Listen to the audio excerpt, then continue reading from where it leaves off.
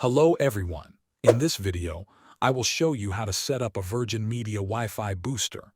If you have a Virgin Media Wi-Fi pod, start by opening the Virgin Media Connect app on your phone. Run a home scan to check your Wi-Fi coverage.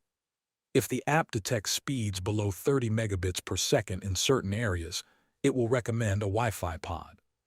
Once your pod arrives, plug it directly into a wall socket about halfway between your Virgin Media hub and the room with the weak signal.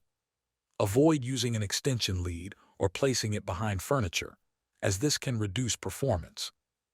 Leave the pod for about 10 minutes while it connects. The light will blink during setup and then turn off or stay solid white when the connection is complete. If you received a traditional Virgin Media Wi-Fi booster kit instead, plug the smaller adapter into a wall socket next to your Virgin Media hub.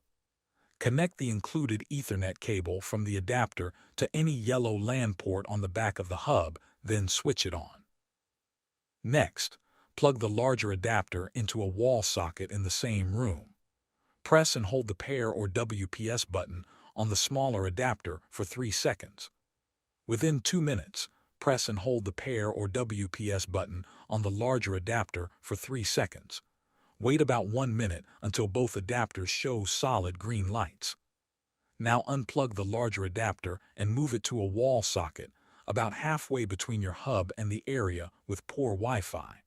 Turn it on and wait around 2 minutes until the lights are solid green.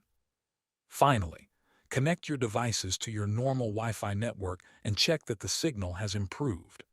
Thanks for watching.